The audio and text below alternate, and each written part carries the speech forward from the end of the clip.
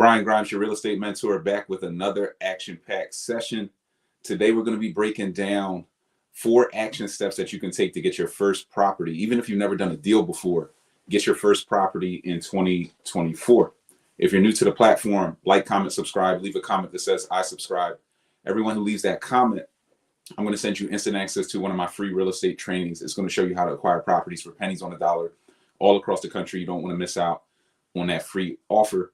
Guys, if you're interested in my real estate ride along, we're pretty much out of tickets, full disclosure. We're doing that this Saturday. So this weekend, we're going to take out a small group to this real estate ride along. We're going to tour Philly, and we're going to show you a bunch of properties, different projects that are out there that we're working on actively in the market, where to find them, how to invest in them, how to connect with lenders, kind of all the information you need to get started, and how to build them, like the cost of building these properties. So it's going to take the fear out of the real estate game for you. So if you're afraid of the real estate market, like, how do I really go out and put my hands on these deals? The ride along will do it for you. We still have maybe 1 or 2 tickets left, so you can tap into that. If you want to learn more about the Boots on the Ground program, I just got a bunch of calls for some reason about the Boots on the Ground program, where we build houses for you. You can tap in there and just reach out. I mean, we only have a couple of spots available. For some reason, I think people are really thinking about scaling up this year. Like, some of the people who've done the Boots on the Ground in prior years, they want to scale up this year because rates are going down. There's just a better opportunity, even in prior years, to get started and get your hands on some good deals. So definitely reach out there. And just stay tapped in, guys. It's going to be a action-packed year, in my opinion. Rates are going down. Prices are staying pretty stagnant, which is a predictable market. So it's a good opportunity to get started. So if you guys have questions, comments as we're going through this, just drop them in the chat. We'll kind of stop here and there to answer those. Let's jump into the mindset section. So what is the mindset that you need to have to get started on your first deal, even if you've never done a deal before? And the mindset that you want to tap into is imperfect action beats perfect inaction every time. Like, without fail. If you want a mindset that you can tap into that's going to get you started in this real estate game, it's that imperfect action beats perfect inaction. So let's break that down a bit. A lot of people come to me and they're like, Brian, I want to get started in this real estate game, but I want to feel like I know everything. So they might look into mentorship programs, or you get kind of stuck on YouTube University, Google University. You're trying to figure out the game. You don't know the full game and how this thing works yet, but you're just stuck in paralysis through analysis. A lot of the smartest people I found get stuck in this zone. They get stuck in paralysis through analysis because they want to know it all. They want to know enough to feel comfortable. And they get focused on this perfection theory. Like, hey, I just waiting for all the stars to align, everything to come together. And once it's perfect and I have that knowledge, then I'll go out and take action. And what happens is they never get started because they're in that perfect inaction. They're waiting for perfection, and that just leads to inaction. In real estate, what you have to understand is you'll never know it all. You don't need to know it all, because it really doesn't matter. If you know everything about real estate, you only need to know 1, maybe 2 strategies to go out and make your first $1 million in real estate. 1, 2 strategies. You don't need 5, 6, 7 strategies. There's probably 101 ways to make money in real estate. So you need to focus on imperfect action, because taking imperfect action, learning a little bit, going out and testing it, certainly with mentorship, like we have the one-on-one mentorship program where we work with you guys one-on-one and kind of hold your hand through the process. It's a lot easier to take imperfect action, because you know that you essentially are riding your bike with the guide rails on. Like, it's a tricycle essentially. Like, you're not going to crash and burn. But taking imperfect action, those baby steps, and getting your feet wet and just going out and jumping in before you think you're ready, that is how you get to perfect action. You don't get to perfect action by trying to seek perfection without taking any action steps. It just never works. And therefore, you go another year. Like, some of us wanted to get started in 2023. Now it's 2024, still haven't done a deal because you're holding back. you're not willing to take that leap of faith. You're not willing to jump and let the net appear yet. You understand the concept and the theory, but you're not fully at that level mentally where you're ready to do it. And if you want to get a deal done in 2024, I'm going to give you some baseline action steps that you can take to get to a deal. These are bulletproof action steps because, you know, I've used them to do hundreds of deals. So we know they work. They're like, there's just no doubt about it. The steps work. The plan works if you work the plan. And I'm going to give you the plan. But what I can't give you is that willingness to take imperfect action, because a lot of us are perfectionists. A lot of us are really smart, and we can't get over that mental hurdle. Another thing that'll help you guys is knowing your why. And this is kind of part 2 of the mindset. Just know your why. Your why and why you're doing this game, it can't just be money. I hear that a lot. I ask people, hey, what's your why? Why are you tapping into real estate? What's motivating you to get started? A lot of you know, I've asked you this question already. What's your motivation? The money. When I hear that, I know they're not going to take imperfect action, because if your only purpose of doing real estate is just for money, you're still coming at this game from a scarcity mindset. You're coming at it from a mindset of, I'm struggling, I'm not making enough money, and I want to get into something where I can just make more money. You will make more money in real estate, but that can't be your driving force, because if things get hard, if you run into any hardship, if you hear no from a lender, if you go through anything, you're going to quit. You're going to tap out because you're looking for an easy fix to a pain point. And this is why a lot of guys who will market to you, they'll be sitting in a Lamborghini, flashing a lot of money. They got a big chain on. It's like, are you a real estate investor or a rapper?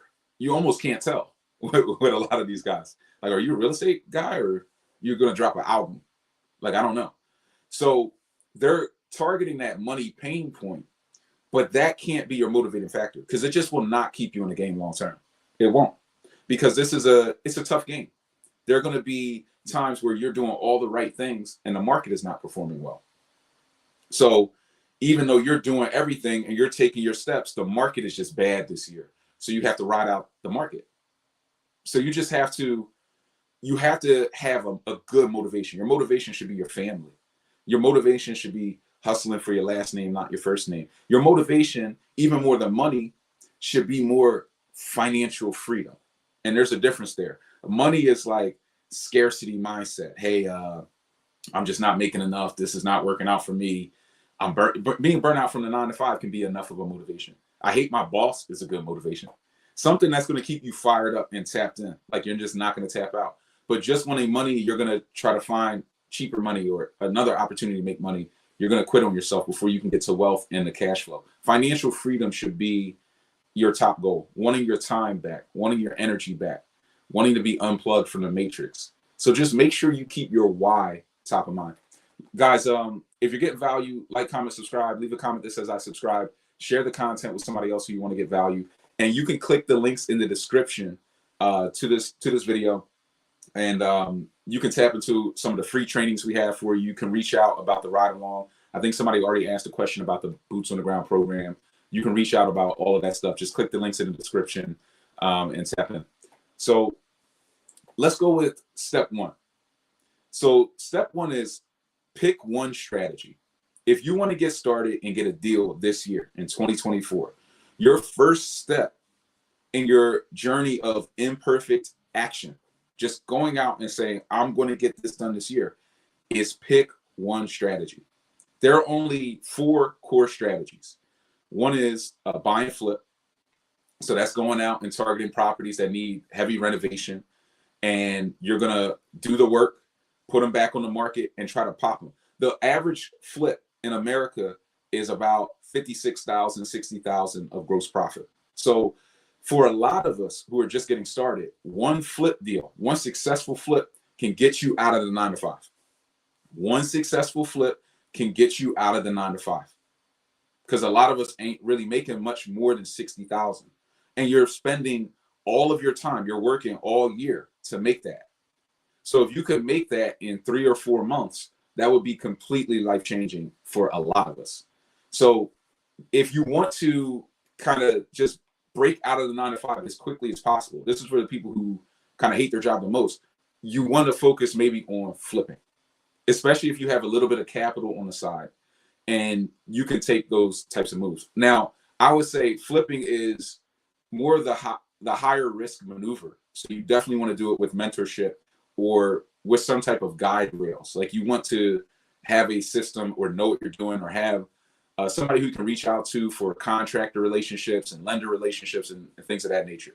So getting into some type of a program is very important if you're flipping. More important than arguably with any other strategy because of the risk factor. Now, the second strategy would be buy and hold. This is for the people who are working a job and want to get out of it, but don't hate it to the level where they're like, I got to get out right now.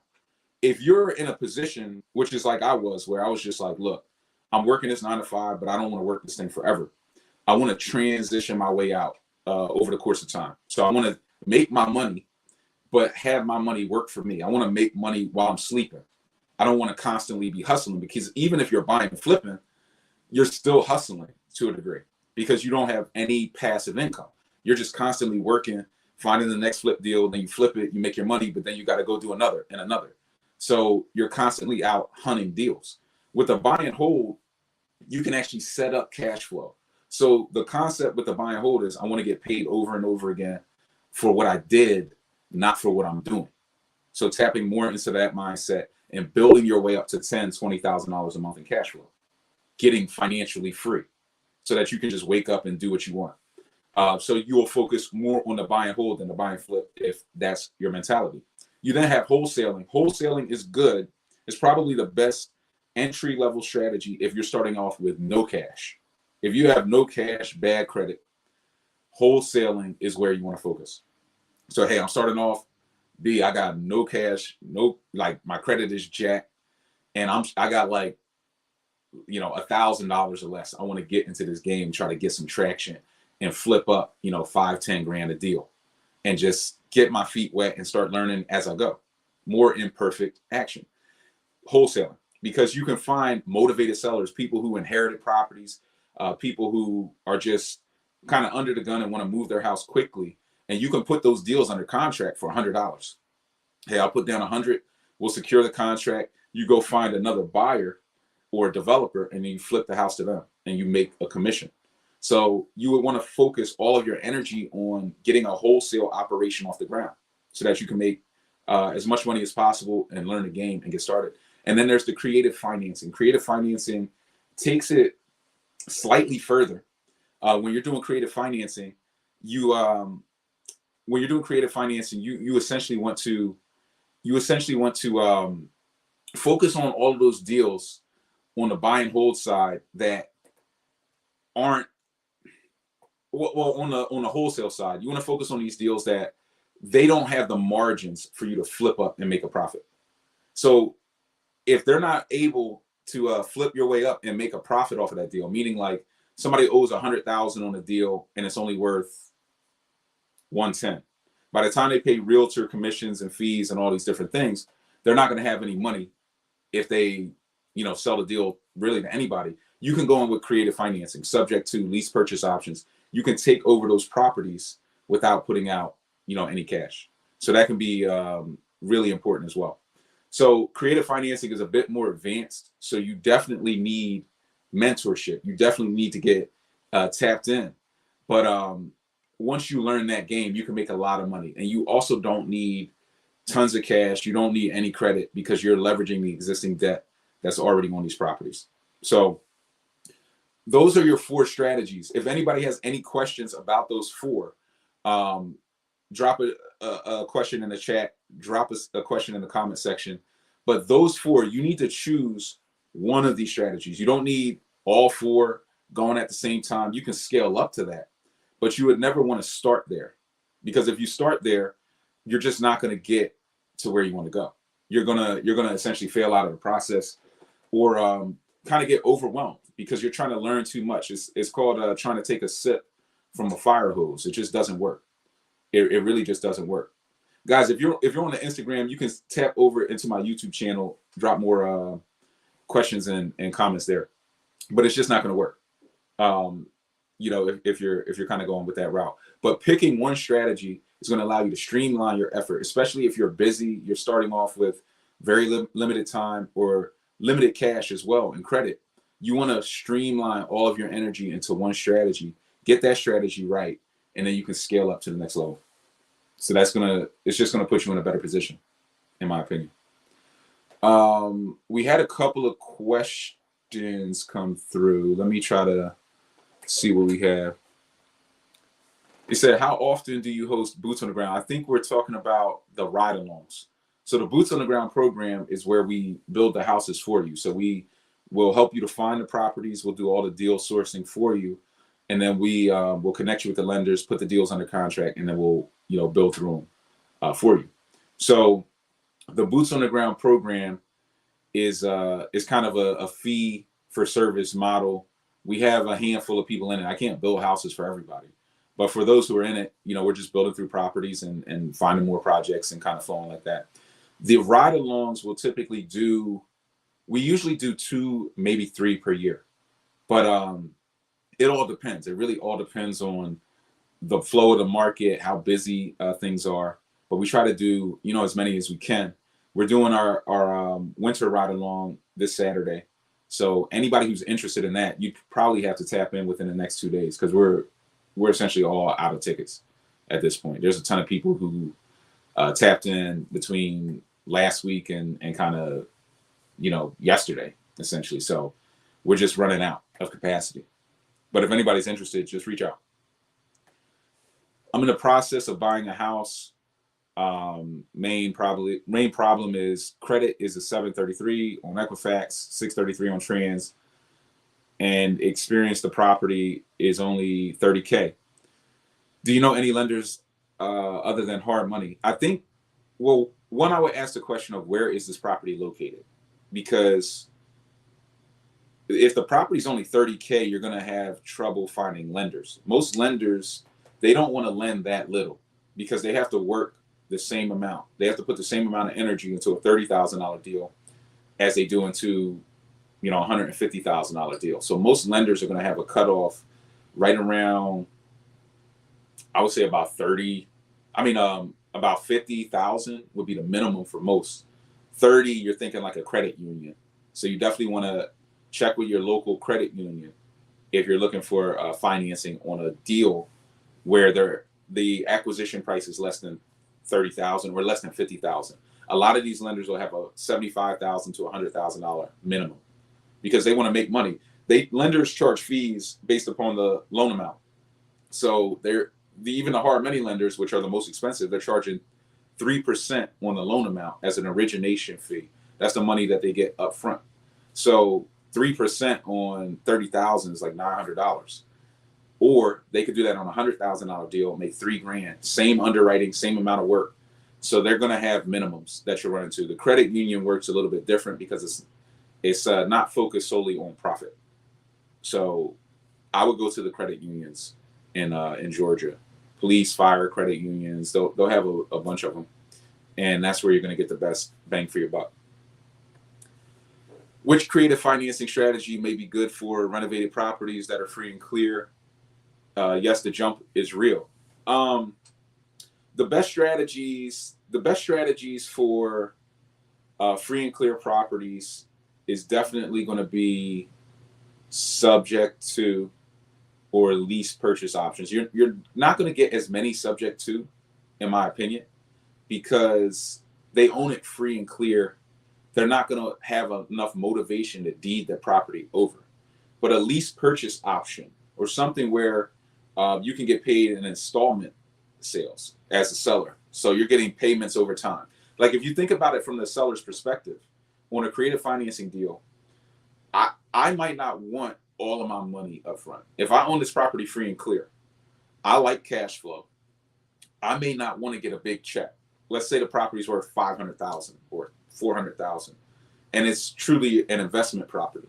If I sell it for the $400,000, I'm going to get hit with a tax bill. I'm going to get hit with a capital gains bill, and I might not want that. I might not need all of that money up front, and I might be better equipped to say, well, if I can get some type of interest rate return on monthly payments over time, I'm more interested in that. So then some type of lease purchase or land contract, installment sale may make a little bit more sense to me as a seller of a free and clear property. So whenever you're doing creative financing, you always want to get into the shoes of the seller. What are they looking for? Knowing that taxes could be an issue, I want to bring that up when I'm talking to them. I want to say, hey, look, I'm interested in your property. Would you be open to seller financing? Some sellers are, because it's better for, taxes. And then I'll just shut up. And their gears are going to start going if taxes are a concern of theirs. So they may, especially if you say that to somebody right now, we're like in tax season. So they may be thinking about their taxes. So then here you go calling them, talking about taxes and how there's a better way to sell or transition this property that's more tax advantageous. And they're like, oh, I didn't even think about that. Okay, yeah, let's talk. Let's talk about this. How is this better on taxes for me? So you can kind of break that down. But that's what I would focus on if it's completely free and clear. You're not going to run in and be like, hey, deed me over the property, and they're gonna do it. It's just not going to work. Here's a question for Ainsley. Hey, Brian, thanks for the gems. I'm recently facing forced vacancy from renting a townhome due to new government subsidized housing taking over. Have some cash, but credit not so well. And then we have a second part. What strategies would you suggest to acquire a house in 45 to 60 days? I know it's a lot. Sorry. Would like your thoughts. I also have an LLC. I would want to know more like where you're located. Location. We're going to talk about that next, but it's everything. It's kind of part of it. So I would want to know where you're located at in the country, because that's going to determine, how you can get this thing done. That's really going to determine what type of deal makes the most sense. And is your market moving that quickly for you to get a complete deal done in 45 to 60 days? But most of the time, if you have a good strategy, you're in Connecticut, you're in a good market. There's a lot of deals circulating around. With the right strategy, the right systems in place on the acquisition side, you can certainly lock up a deal within the next 30 days in a market like Connecticut, because there's not a ton of competition there. There's more competition in, maybe I would even argue, Philly than there is in Connecticut. Connecticut is still kind of a sister city to a degree to Boston and then to New York. So I would, what do you mean? I guess maybe extrapolate on you're facing forced vacancy from renting a townhouse due to new government subsidized housing taking over. Are you saying you can't rent it out to a market tenant because they're forcing you to choose a certain type of tenant from a certain pool?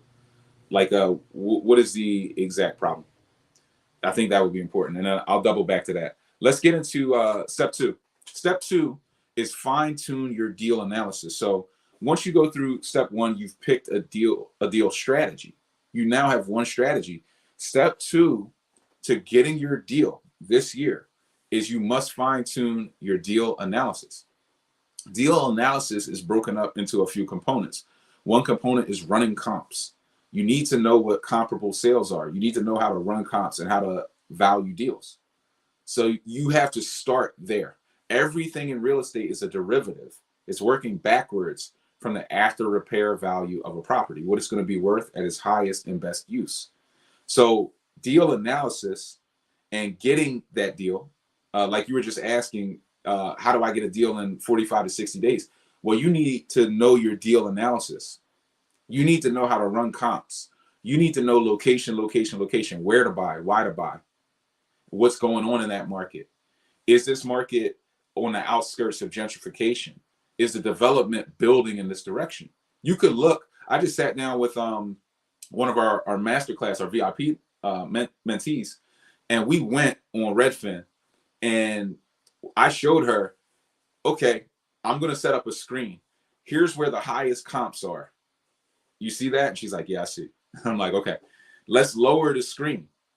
Do you see now there's other comps, and they're coming from the southwest and they're going up to the northeast. So do you see that path of where value is the highest and where it's getting lower and it's kind of building up? So you want to be in the direction of the growth. You want to know where the market is developing and what direction it's developing in, and you want to get in front of it, literally. So you'll go somewhere like, think about this. You're at you're next to a major university, and the student population, the university is not building the housing fast enough to meet the population demands on the student body. So the students are now spilling into off-campus housing, essentially. They're spilling into the community. And you see the growth is they want to live as close to the school as possible, and it's just building out from the school. So you can see that and say, okay, if they're on 18th Street this year, then next year, hey, students are on 19th Street, then buy on 20th, buy on 21st Street, and wait, because they're going to build right through you. The investors are going to come in, start building student housing all around you, and the development wave is going to catch you. So you constantly want to have this mindset of where is the activity, and how can I get ahead of it? Same thing can happen with hospitals. Same thing can happen with hot markets. So this is a hot market, and you will see, well, north of this hot market, it's kind of bad. Oh, I want to buy on the outskirts of where it's not in the best pocket, but it's right in between. It's within a half mile. And they're going to just keep building out because people are going to get priced out of the A class and keep building into the B and C class. So you just want to get in front of the opportunity, and you'll make more money. And that's part of location.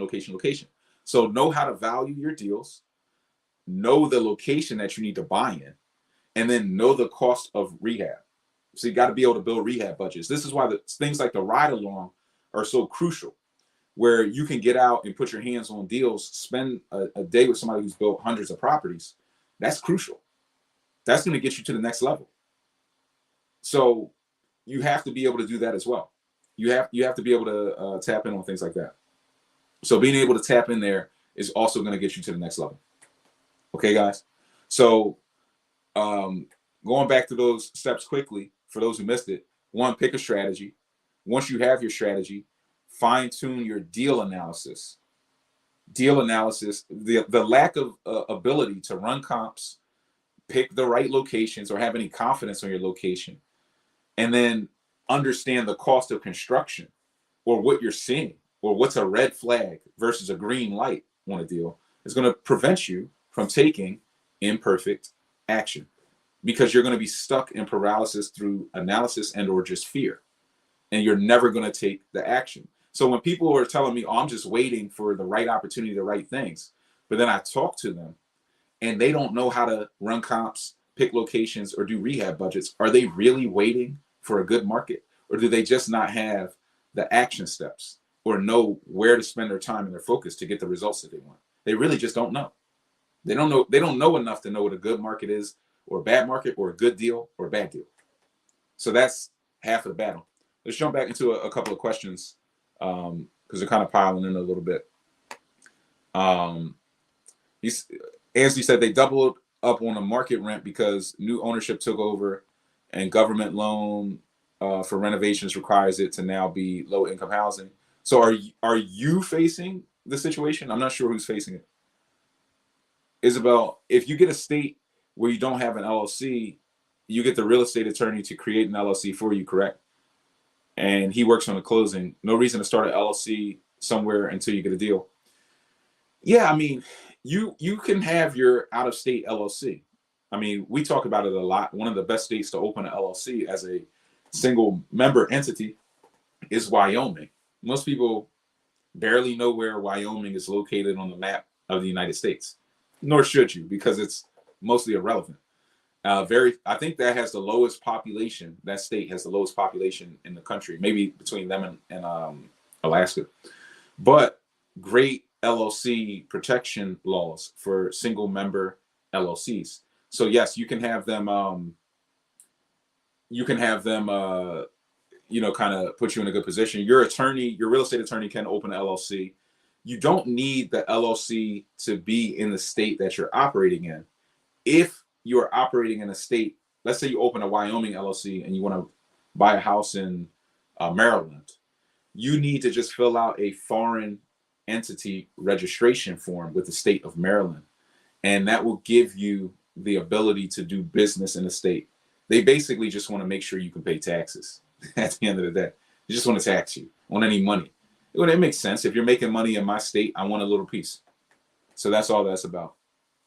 So you don't need to start LLCs everywhere. If anything, I would just do the deals. If you need to start up an LLC on the fly to close quickly, you can do that. Or if you know you're going to operate from this LLC in another state, just fill out the foreign entity registration form and you can get that set up. That's only going to cost you like $50 in most of these states. It's not going to cost much. Another question, Brian, what do you think about, and let me take this off and plug in this charger. Brian, what do you think about putting properties on Section 8? I have 2 properties in a low-income neighborhood that needs renovation. Once I get it up and running, my plan is to put it on Section 8. Section 8 can be great. Section 8 can be phenomenal for renting out your properties. There can also be pitfalls to Section 8 that you need to know about and that you need to look out for. I have a video on a YouTube channel. It's called Is Section 8 Great? It breaks down like a whiteboard of the pros and cons of Section 8. Definitely watch that. Feel free to reach out, click the links in the description. You can tap into the free trainings, and then you can book a call with me and my team, and we can talk about Section 8 and how to set it up correctly. The one thing to keep in mind about Section 8 is Section 8 can be very slow. Section 8 is not your fastest way to rent a property. It's your slowest way, because you have inspectors, you have a different type of tenant pool who is more subject to seasonality. Like when it gets cold, they're not going to come out of the house to see properties. So when you're trying to tenant in cold months, they're going to move slower than in the summer or spring, or when the kids are on vacation or out of school. Like there's going to be different seasonality there because you're dealing with an extremely low income market. You're dealing with municipal agencies that function differently. So Section 8 in Boston is different than Section 8 in Philly, is different than Section 8 in Atlanta, is different than Section 8 in Arkansas. So sometimes it can be easier or harder depending on where you're doing this operation and how long you're flowing. But once you get it set up on Section 8, the cash flow is consistent, it is good, it's strong. It's the closest thing you'll get to a municipal bond. So it's definitely very profitable to do Section 8. It can make a lot of sense for you. So I would definitely stay focused on Section 8 as a strategy. It's 100% scalable, but there are kind of pros and cons and limitations. So it's just something that you really want to learn all the shortcuts and cheat codes to Section 8 before you dive in with a head full of steam. So LLC doesn't have to be in the same state as the property. Forgot about Wyoming. Thanks. Is that near Texas? Honestly, I have no idea. But Wyoming is the best. It is the best if you're going to be a single member entity.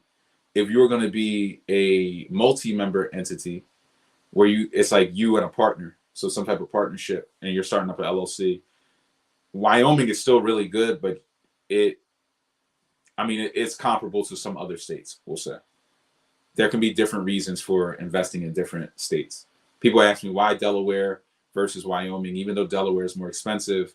If you're doing like a startup company and you're going to raise money, Delaware has better complex business litigation case law that investors are more comfortable with. So a lot of startups will start up their LLC in Delaware because in the event of litigation, everybody is more comfortable in those courts, in the court of chancery in Delaware. I have an LLC in Georgia. I want to use the wholesale strategy in Tampa, Florida area. Can I do this? Definitely. No issues there. Aren't there cons of filling out the foreign entity form? No, especially not now with the LLC transparency laws that have gone into effect January 1st. So no, there's not really any issues at this point. Let me jump back into step 3. So we did step 1, pick the strategy, buy and flip, buy and hold, wholesale creative financing. Step 2, you got to fine tune that deal analysis, guys. You have to start with comps. You have to understand the valuations here, the location, and then the rehab budgets. Step 3 is connect with lenders. There's a couple types of lenders. So if you're if you're in a position where you've picked your strategy and your strategy requires lenders, so that would be the buy and flip or buy and hold. If you're just doing wholesale or creative financing, there's actually a lender for that too that we're going to talk about. But your next step is to make sure your money is right. You got to make sure your financing is right. So there's really three types of major lenders that you should concern yourself with in building out your relationships. One is hard money. The hard money lender is there for the short term, that 12-month transition from a property being in a rough phase to being in a phase where you can flip it or refinance it and hold it and cash flow it, get it rent ready. So they're going to step in with all the money to do the deal, or the lion's share, 70, 80, 90, 100% of the money to do the deal. Hard money lenders are more expensive. Hard money lenders typically are charging 12% interest, 3 points origination, or something thereabout. So you are going to pay money with a hard money lender. It is going to cost you. It's not going to be free, but it's scalable. So the benefit of doing a deal with hard money, even if you don't have to. So you may have 100,000 laying there, but you might still want to deal with the lender because now they were going to put you in a position where you could do 10 deals at once. And if you can do that many deals, you can make a lot more money as you scale up. As you get more experience through the imperfect action, you will transition into perfect action. And with that experience, you can make a lot of money with the lender. You then have private money. So you're going to have people who have old IRAs, 401ks, money sitting on the sidelines, who want to make money off of real estate activity, but don't want to directly invest in the real estate. They will lend you money. They might say, hey, I got 50 grand laying around. Give me 7% on the money, and you can use it and get in and out of transactions. And you can set up a different process there with private money. Private money, I mean, some people have the network for that. Some people don't. If you don't, that's still something that is temporary, because once you start having success, people who you didn't even know have money, or people who didn't have money, will come into it or get promotions and get different bonuses. And now they want to invest money with you. So that opportunity will open up. The benefit of the private money is that it's way less expensive. It's not that expensive at all. There's no like origination fees. It's not 12% interest. There's not a gun to your head like there is with like some of these hard money lenders think they're like the mafia, like they're going to break your legs if the deal doesn't look the way they want. So it's just something to keep in mind. Private money can be really good. That's kind of like the holy grail. You don't need to start with private money. You just want to scale your way up to private money and having those relationships. And the longer you're in the business, the easier those relationships will come together. And then we have transactional lending. So what a transactional lender does is they will step in on those wholesale deals. So a lot of us will like, hey, I'm starting off with no cash or limited cash, but I want a wholesale. I want to do some creative financing, something where I need money for like 3-4 days. Hey, I want to put this deal under contract and then do a double closing. So I want to close on it, and I need like 10,000 to get this deal closed because I have to put down this money. But then I'm going to flip it quickly and make 20,000. There are lenders that'll step in and give you the 10 grand to get the deal done, as long as they look at the deal and the numbers and everything makes sense. So those transactional lenders can actually get your wholesale deals done. There are some people out there they'll use a transactional lender for like 60 to 100,000 to get a seller paid and then do a double close, sell it to a new buyer, and then make 20, 25,000. And then you will pay the transactional lender some type of fee for that short term 1, 2, 3 day money. And it might be like, give me 2 grand off the 60,000 and we'll step in and help you to get this deal done. So that's a relationship that you would need for wholesaling and creative financing. But you're going to want to focus on this as step 3. Step 1, strategy. Step 2, deal analysis, so that you can put good deals in front of your lending partners. Step 3, get your good lending partners. Now if you've taken those 3 steps, you're ready to do a deal. And how long it takes you to do those 3 steps is going to be a byproduct of mentorship or just knowledge and your struggle in any of these different areas, and how willing you are to go out and get help and get in front of that knowledge, or taking the long road, YouTube University, Google University, and trying to figure it out, making mistakes, probably costing yourself more money, but still ultimately getting there at some point in the future. One thing I'll say is life is short. I want to get to the money as quickly as possible because there's an opportunity cost. There's an opportunity cost. I think we got some more questions. I just want to check here. And guys, if you're getting value, like, comment, subscribe, leave a comment that says I subscribe, click the links in the description, and share the video with somebody else who you want to get value, who needs to learn about real estate investing this year and start to break themselves out of the 9-to-5 and build more wealth for themselves and their family. What else do we have?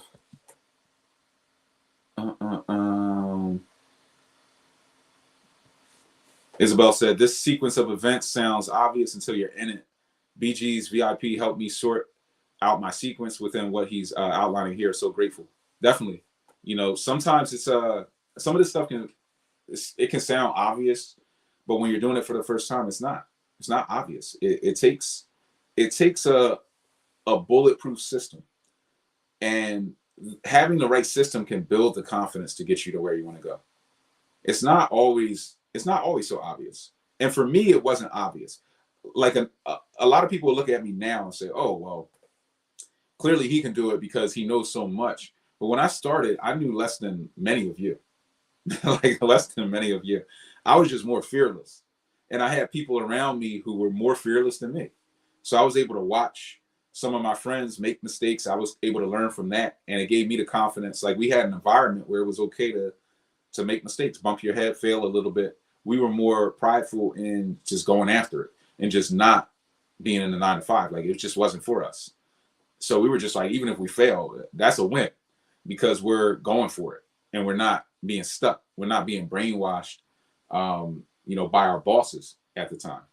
So you just got to go for this thing. But at this position, yeah, there is a strategy. There is a step-by-step process. And this is it. If you follow these steps in this order and start to line yourself up. Step 1, check. Strategy. Step 2, deal analysis, location, boom. Step 3, financing partners, cool. You're going to get to where you want to go. Hard money gives you the capital to purchase and fix once it's completed. What are the qualifications to get into a traditional 30-year mortgage for buy and hold? That depends.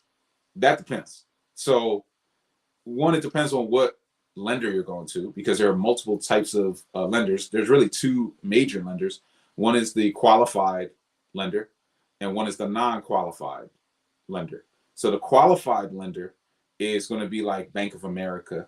They're dealing with Fannie and Freddie loans that are government-backed loans. So you have to fit into a debt-to-income ratio bucket to qualify. Everybody who doesn't fit into that is in a non-qualified market. So when you're in a non-qualified market, because it's not based solely on your debt-to-income ratio, it's actually not based on your debt-to-income ratio at all. Now it becomes something that is based on the DSCR, the debt-to-service coverage ratio. That is how much cash flow is coming in versus how much debt is owed on that property. So if you owe, let's say the property is renting for $1,200 a month, and the debt on the property, the taxes, insurance, some of the different monthly expenses is $1,000. That's 1,200 divided by 1,000. That's 1.2. That's a 1.2 debt to service coverage ratio. Most non-qualified lenders will lend at a 1.2 DSCR, debt to service coverage ratio. Some will go 1-to-1. Some will go higher. Some will go lower. So it depends. So you will then need to find, for the individual deal, the right lender. And this is where a lot of people run into trouble. And why we have the end of this is don't stop at the first no. That's part of step 3. Don't stop at the first no, because you're going to hear no in this business. It's just part of the business. Connect with lenders. You connect with lenders, they're going to tell you no at points in time. So as you hear no, you just don't stop. No usually means you were talking to the wrong lender. It usually does. Sometimes, I think I've gone off on tangents and rants on kind of this stuff, but there are different times where lenders are lending more aggressively versus non-aggressively. Like in Q1 a lot of lenders are very conservative. So they're killing deals. Oh no, we're going to send out declines and we're not interested, because they feel like they have a long time to hit their quota for the year. So they're just kind of doing their thing and doing their underwriting. They get to Q2. If they didn't underwrite enough deals in Q1 and their bucket is not full, they're going to start accepting a lot more deals. They're going to get thirsty. Hey, you sure you want to do any more deals? Bring them to us. We're interested. Same people who are declining people. By Q3 or Q4, they've either hit their quota for the year and everybody's going to get a bonus and everybody's happy, or they didn't. If they didn't, they're going to get a lot more aggressive. If they did, they're going to go back to being conservative again. So it all depends on kind of where you're at within the cycle as well. But don't stop at the first no. You kind of will just keep going. But yeah, that's where you would go. You have your credit unions, which are kind of a mix between qualified and non-qualified, because they're not really government backed for the most part. And then you have your qualified and non-qualified. So once it's stabilized, you will go to them. Some of the requirements are the DSCR, and some will require tenants to be in place. Some don't. Some will have seasoning. Like you need to have owned the property for 30 to 90 days, or we're just not lending. And some have no seasoning. Some are like, we don't care if you bought it yesterday, we'll finance it. I'm 17 years old. I just graduated. I want to become a real estate agent, but I don't know where or how to start. What's your best advice for me? If you truly just want to become a real estate agent, then get into some type of course that is going to result in you taking the realtor test to get licensed. If you want to become a real estate investor, don't waste your time becoming a realtor. That's my best advice, because it's truly just a waste of time. You don't need to be a realtor to make money in real estate. In fact, only a little less than 1/3 of realtors even own any properties at all. Most realtors, 2/3 of realtors, never purchased a property in their life, really don't know much about real estate at all. Shocking. You'll go ask a realtor, hey, so you'll ask them some of these deal analysis questions. Hey, where you get your comps? I'm just getting them spit out from some type of software. You're like, oh, okay. Why should I buy here? They may be a little bit decent on location. What's it going to cost to renovate this property? I don't know. They don't know anything. If you don't know the cost to renovate a property, you don't know anything. You barely know anything. You can get burned. You're in a risk position. So you would first want to start by getting into some type of a real estate mentorship program, so that you can get well-rounded on what the different strategies are, where you should invest, how you make money.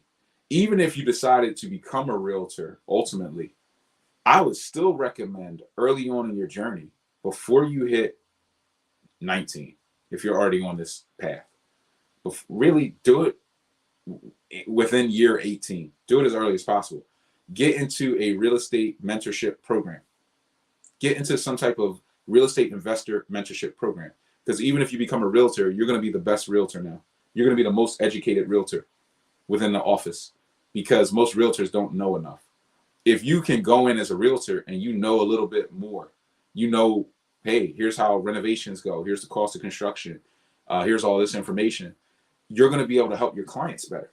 So when your client walks in the house and they're like, oh my God, there's a roof leak. Oh, what's going to happen here? And you're just like, it's not a big deal. Because it's right there. It's not all over. It's just a little spot. They'll probably do a quick touch up there. $500. No big deal. But you need that confidence. That's going to lead to more sales. That's going to lead to more money. So your best position to put yourself in, whether you want to become a realtor or not, is to learn how to become an investor first. And then you can decide if you want to become a realtor to pick up commissions as a way to make some money to put into your real estate investments. But the goal is always to be the investor. Think about it, guys. If the investor pays the realtors commission fees and all this stuff, pays the contractors, pays the lenders, pays the architects, pays the engineers, aren't they making the most money? How could you make the most money? How could you pay everybody if you weren't touching the most money? It doesn't even logically make sense. It's like, who has more money? Your favorite athlete or the team owner who's writing your favorite athlete's check? So they show you the athlete. Oh, that athlete is rich and famous, but who's writing those checks? Don't they have more money than the athlete if they can write the check to give the athlete the money that you think is rich? So you just have to think of that wavelength. Bree Grimes is real estate king. Listen and learn from an expert. Well, I think I just broke down this question came in a second, but I mean, you can drop a comment. I think I just broke down kind of the difference between the two. We know as real estate investors what realtors do and what their purpose is and how they make money and kind of how they think, because the realtor is it's a team member. Maybe I might be being too harsh on realtors, but a realtor is like a member of your team. A realtor offers you a lot of leverage, but they're not going to think for you. They're not going to put you in front of the money at that level. That's not what they do. That is not what they're trained to do. They're just a tool on the tool belt. Just like an architect is just a tool. Does my architect know what a profitable deal is? No. They know how to build in a more cost-effective way versus a more expensive way, but they don't know how to what comps are and all the stuff about lenders and where to buy and location. They don't know all that stuff. So you can go and ask the individual players information that is above their pay grade, and you're not going to get anywhere. Or you can learn this stuff yourself and then take the individual pieces and start to direct them. And that's how you get to the next level. So hopefully that helps. And I would say get into a mentorship program before or by the time you're 18. Just tap in as early as possible. If you do the right things at 17, like our youngest mentee is 19 turned 20, and he's knocking it out of the park at 20. If you start doing the right things at 17, you will almost never work a 9 to 5. I would recommend working a 9 to 5 for a little while, which is kind of strange coming from somebody like me to recommend a 9 to 5. But working a little bit is good because you can see systems in place and management and different levels. I will go try to work at like a startup or a very small company, like a family-owned company, where you can see behind the hood of the business and how they're running the show and what employees are doing what and what software they're using and how they manage client relationships and these different things, because that'll show you how to be a better investor and a better boss and a better businessman. So that's important, but only important for that purpose, in my opinion. Only important for that purpose alone. Once you learn enough to be dangerous, then do the real estate. It'll also give you some money to put more into the real estate. But if you do that, you could be 100% financially free by like 22. Like 22, just like, yo, I'm just never going to work a 9 to 5 again. And that's an insane opportunity, in my opinion. So I would go for it. And how could you fail? I mean, if you fail, like freaking 18, just move back, live back home, live in a basement, and then do it again. But by the time you hit 25, you'll be like done. And that's a unique opportunity. So yeah, let's get into, step 4. Step 4 is take imperfect action. Don't wait to know everything because you never will. The well of real estate is deep. It's deep, guys. There's a lot of strategies. There's a lot of money circulating. There's a lot of knowledge out there. So you just have to tap in and get started is the bottom line. You have to tap in and get started. Start with this process that I'm giving you. Pick one strategy. Start to learn the X's and O's, the location, all of that stuff. Connect with the money people and get out, get your feet wet, do a deal. Preferably do it with mentorship so that you experience less hardship. Or even if you run into a brick wall, you can pick up the phone, call somebody like me and say, Brian, I hit an issue. Can you help me to think through this? Are there other options? What should I do? Do you have any relationships? That can give you the confidence to do more and go faster. But don't wait to know everything because you never will. You'll be waiting forever.